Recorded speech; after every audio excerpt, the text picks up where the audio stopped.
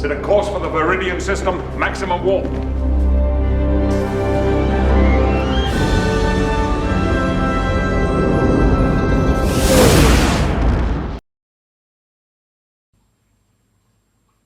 Energia.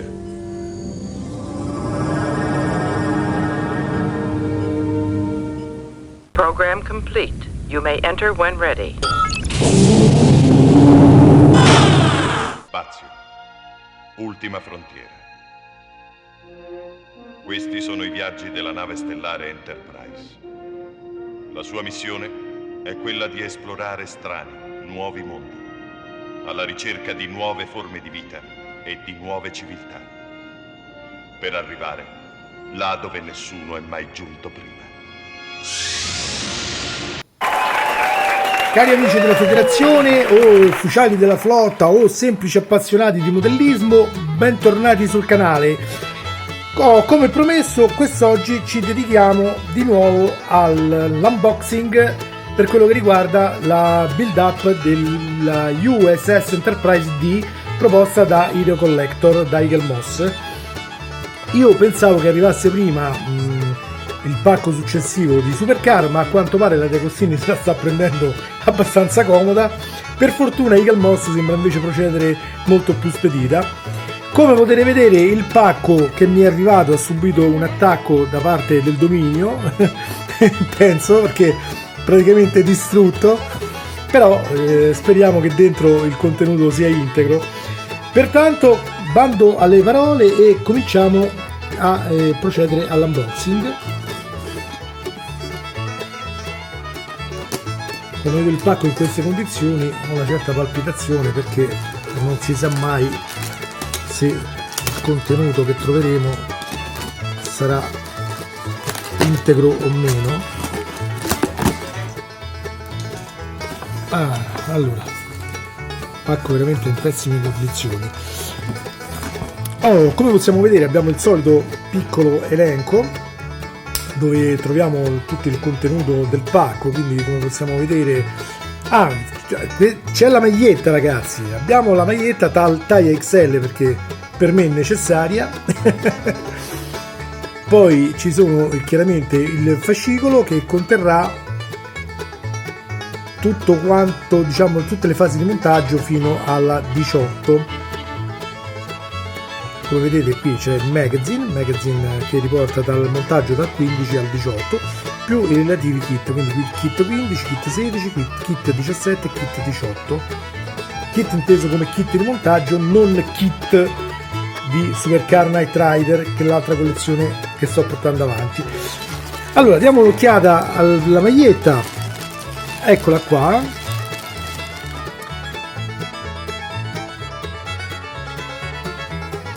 Come possiamo vedere ci sono tutti i vari loghi della flotta. Qui c'è il cantiere navale, il logo del cantiere navale di Utopia Planizia su Marte.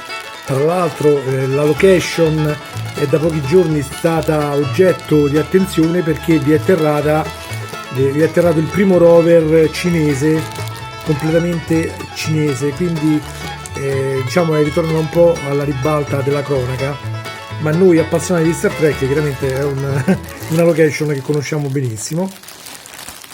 Bene, proviamo ad aprirla un attimo, poi chiaramente la indosserò successivamente per farvi vedere com'è, anche indossata, per quanto io non sia un modello, quindi vi dovrete un po' accontentare di quello che vedrete. Vediamo un po',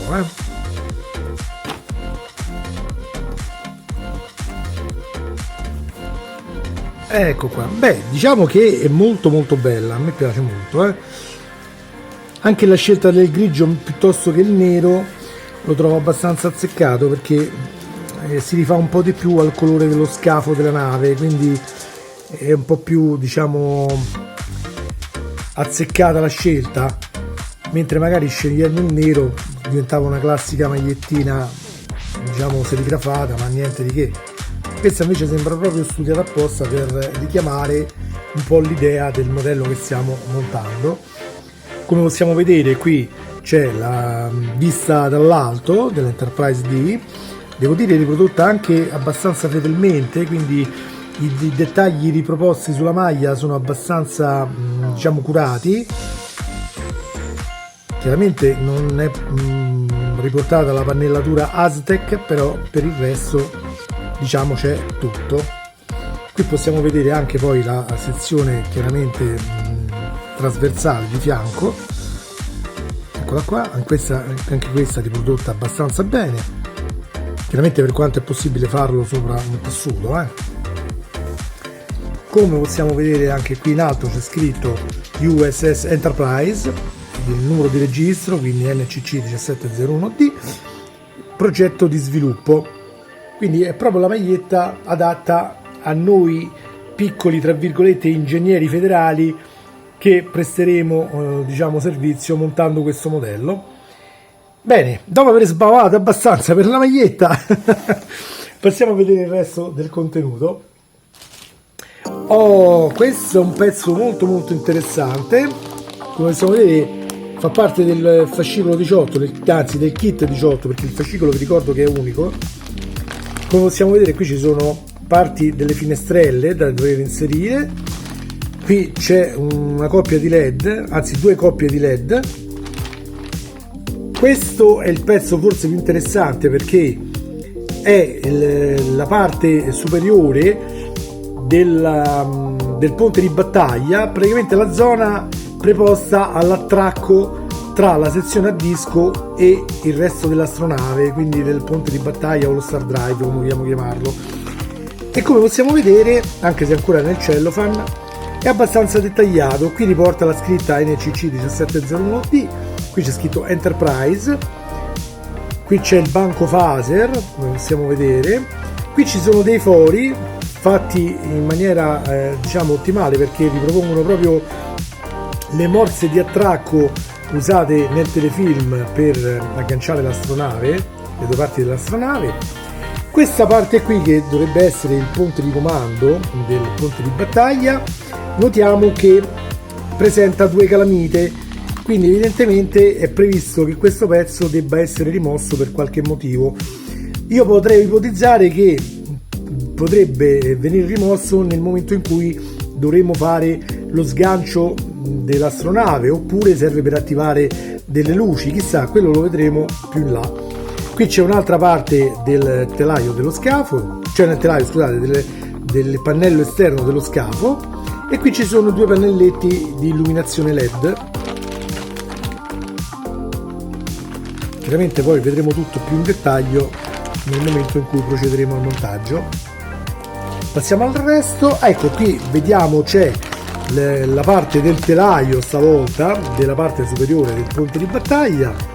Come possiamo vedere ricalca fedelmente la forma, prosegue in basso fino all'altezza del motore a impulso, ok?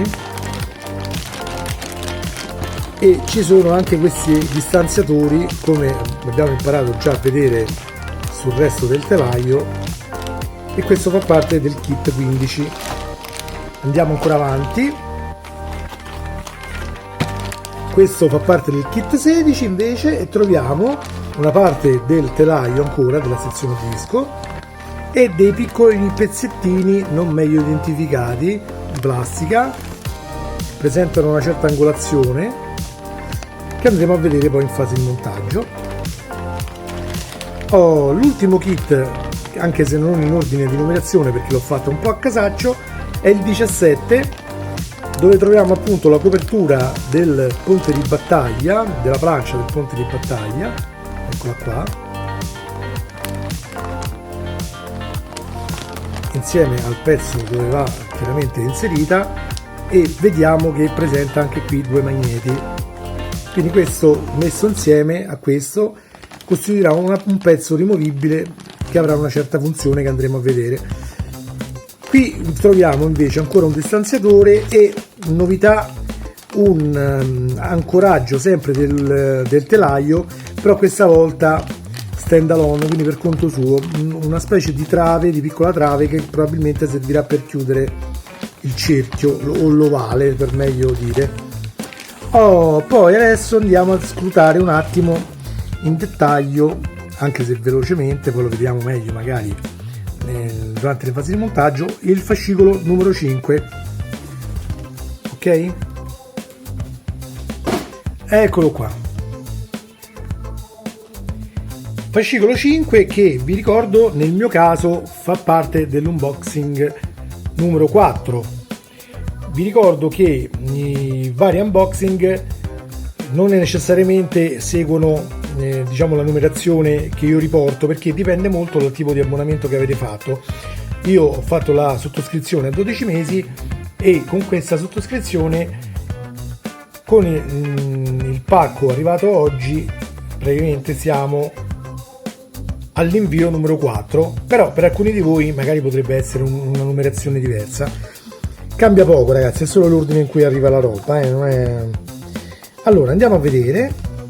Come sempre qui troviamo diciamo un review introduttivo a quello che troveremo nel fascicolo, con i dati ovviamente della Eagle Moss Hero Collector, i loro social, i numeri del customer service, che possiamo chiamare anche nel caso dell'Italia, dove troviamo qui la numerazione telefonica e le mail nel caso sia necessaria, ma vi ricordo che potete trovare tutto l'aiuto che vi serve guardando i miei tutorial e anche iscrivendovi al gruppo di montaggio dedicato, gruppo di montaggio ufficiale per l'Italia, siamo solo noi, e dove vi aspettiamo tutti quanti nel caso vorreste essere dei nostri, anche solo per curiosare, non necessariamente per diciamo partecipare alla costruzione, che però comunque vi consiglio perché è un bel modello.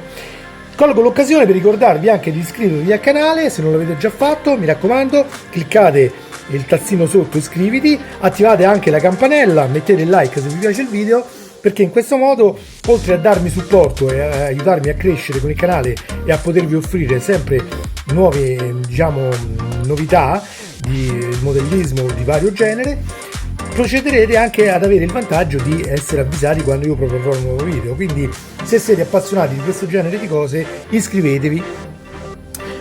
Partiamo qui dallo stage 15. Come possiamo vedere abbiamo la parte del telaio che supporterà la parte superiore del ponte di battaglia con i relativi distanziatori. Lo stage 16 ci occuperemo del montaggio di una parte del telaio della sezione a disco, sempre. Ovviamente dovremo recuperare le parti già montate e probabilmente con questo pacco andremo anche a chiudere la parte superiore del telaio. Stessa cosa per lo stage 17, dove in più dovremo montare la plancia del ponte di battaglia composta da questi due pezzi che abbiamo visto prima, e lo stage 18 dove ci andremo ad occupare appunto della parte esterna del ponte di battaglia, nella copertura superiore, che presenta appunto questi fori che probabilmente saranno utilizzati per il sistema di aggancio, proprio come nel telefilm. Troveremo questi LED da posizionare nei vari pannelletti luminosi e quest'altra parte di pannello. Poi come al solito qui troviamo la descrizione più in dettaglio delle varie fasi, che però queste le andremo a vedere durante la fase di tutorial. Vedete? Come possiamo vedere, ecco, completeremo l'ellisse superiore. Vi ricordo che probabilmente ci sarà anche una parte inferiore del telaio, quindi tutta questa operazione la dovremo ancora replicare una volta. Come al solito ci viene spiegato come mettere le varie luci, le varie finestre e fare il test per vedere il loro funzionamento. Poi troviamo un articolo sull'episodio dove viene trovato l'ore, che tutti ricorderete, dove c'era l'entità cristallina. Viene fatto un piccolo, diciamo, articoletto al lato, che adesso non mi ricordo come si chiama in termini giornalistico, ma comunque questo piccolo paragrafetto qua dove viene appunto, come al solito, si parla di un personaggio della serie, in questo caso del consigliere Troy. Qui ancora alcune delle varie schizzi di preparazione dell'episodio su come doveva essere la scena. Qui Angel One, che tutti ricordiamo era quel pianeta un po' paradisiaco governato da donne, dove Riker come al solito fa un po' il piacione. Questo è l'episodio dei binari, la razza è estremamente specializzata nella programmazione dei computer. Qui Minuet, che era l'amore, diciamo, virtuale di Riker. Qui alcuni schizzi, come al solito, dell'astronave e delle basi stellari, suggerendo come potevano essere, diciamo, gli schemi di approdo, no? Ecco, qui in questo caso addirittura vediamo che l'astronave si doveva agganciare praticamente sotto la parte a fungo della base, poi invece, come sappiamo, è stato optato per una porta che si apre e le fa entrare dentro. Qui c'è, come al solito, come prima, anzi, l'articoletto questa volta su Denise Gorby, quindi su Natasha Yar. Ecco qua, qui come al solito ancora un altro episodio. Questo ammiraglio che aveva trovato il sistema per rimanere giovane e ringiovanire, che poi purtroppo invece avrà un epilogo un po' diverso la cosa.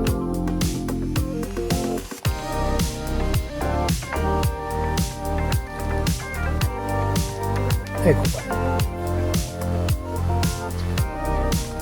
Ah, e qui c'è l'articoletto anche su Jordi di Var Barton. Troviamo Wesley in accademia. E qui uno schema della di una delle navette, uno dei primi disegni di come doveva essere realizzata. Ecco qua. Bene ragazzi, per questo video abbiamo finito. Io come sempre mi metto subito all'opera per portare a termine i tutorial delle fasi di montaggio relative a questo pack 4. Vi ricordo come sempre che troverete ulteriori aiuti sempre in quei video, quindi se avete problemi su qualche incomprensione sul fascicolo eccetera potete farmi domande anche nel gruppo Facebook. Link chiaramente lo troverete in descrizione. Vi ricordo che sul canale affronteremo anche altre tematiche più avanti. Come sapete abbiamo introdotto anche l'argomento dei robot, quindi del collezionismo robotico, anche se quello andrà un pochino più a rilento per il momento, e a breve dovrebbe arrivare anche il pacco successivo per quello che riguarda Knight Rider Supercar. Quindi per il momento io vi saluto, mi metto subito all'opera e ci vediamo a breve con i tutorial di montaggio di questo nuovo invio dell'Enterprise D. Ciao a tutti e buon montaggio!